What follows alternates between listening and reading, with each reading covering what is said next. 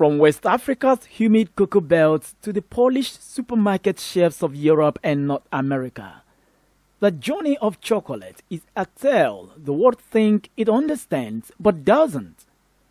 And here at Kann Media Group, we uncover the truths others gloss over.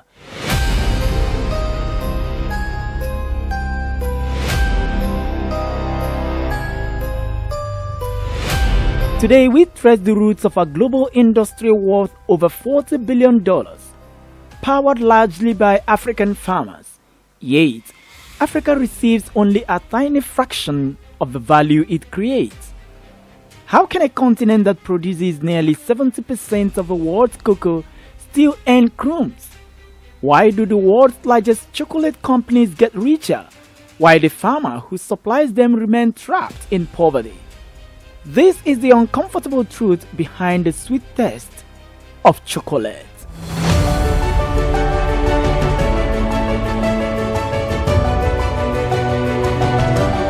Every year, Côte d'Ivoire, Ghana, Nigeria, and Cameroon ship millions of tons of raw cocoa beans to Europe and US.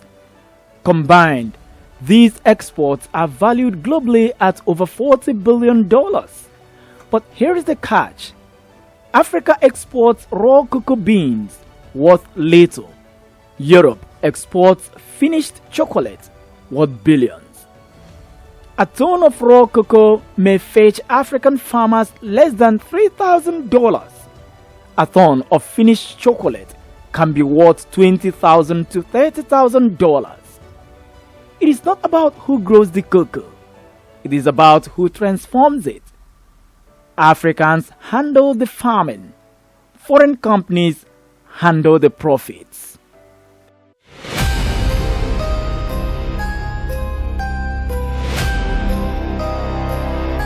Less than 5% of Africa's cocoa is processed into chocolate locally. The rest is shipped out as cheap raw material. Why?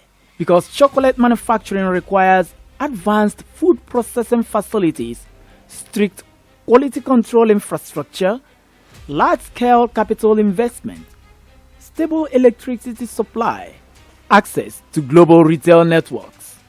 Europe has these. Africa, in many cases, does not. Not because Africa can't, but because the global system never designed the continent to become a value-adding player.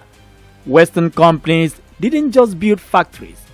They built supply chains, trade laws, financing systems, and marketing empires that give them total control over pricing and distribution. In that system, Africa is stuck at the bottom rung.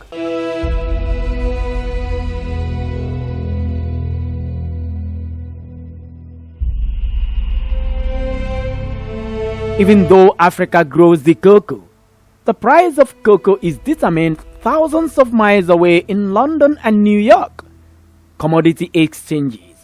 This means Africa does the work, Africa takes the risk, Africa pays the cost of climate shocks, Africa deals with the soil degradation, Africa handles labor shortages. But Europe decides how much Africa's cocoa is worth. In essence, Africa grows the gold, but sells it at the price of a copper.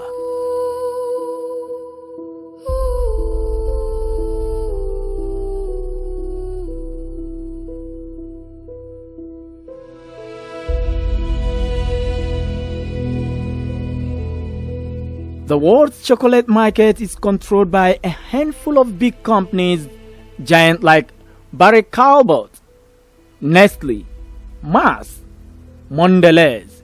These companies finance African middlemen, control warehouses, operate powerful buying networks, negotiate prices from a position of strength, capture the intellectual property and branding. Africa provides the beans, they own everything else. The trademarks, recipes, machinery, global PR, logistics, and packaging. This is why a chocolate bar selling for $4 in an European store includes only 10 cents going back to the former.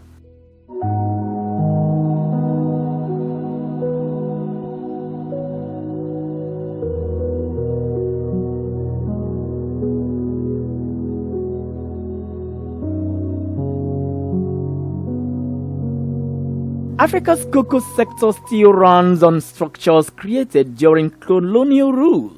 Farmers selling to licensed buyers, buyers selling to exporters, exporters selling to multinational processors abroad.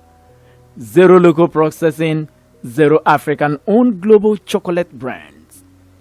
These systems were designed to ship raw materials out of Africa and wealth along with them. Decades later, the pattern hasn't changed much. As long as Africa exports raw cocoa instead of chocolate, the continent's earning remains small.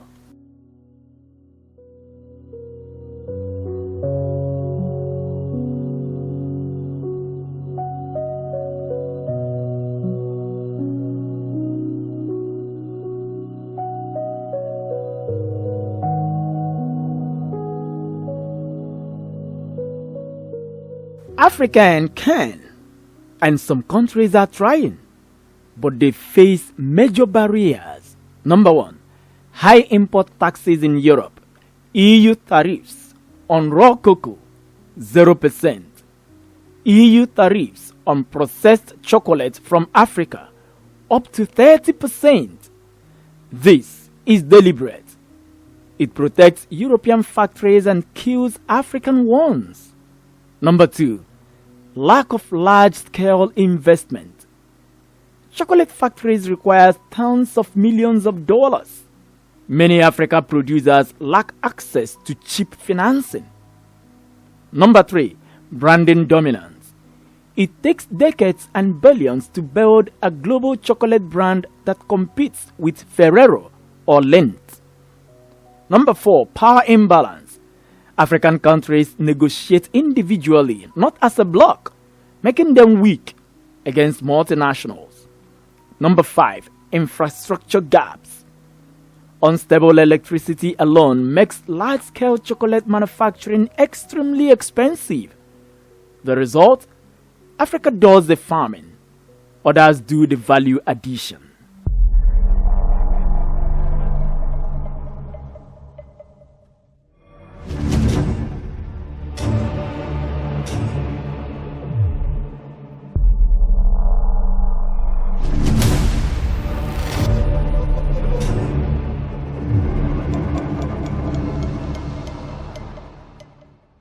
Several African entrepreneurs and governments are now breaking the old system.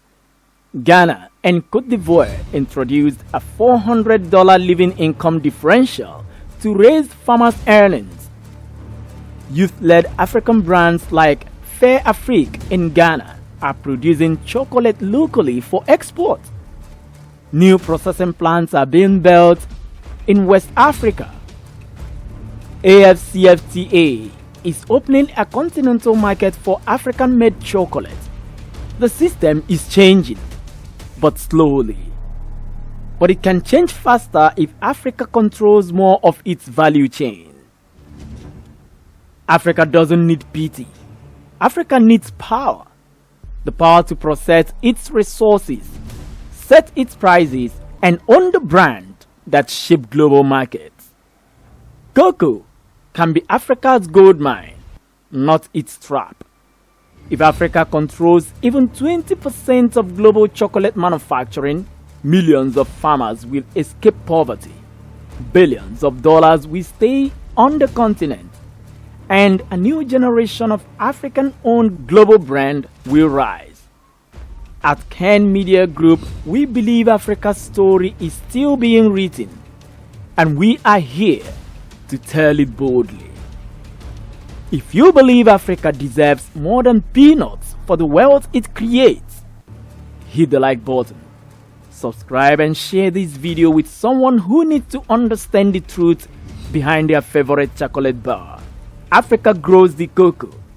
Now it is time Africa earns the chocolate money.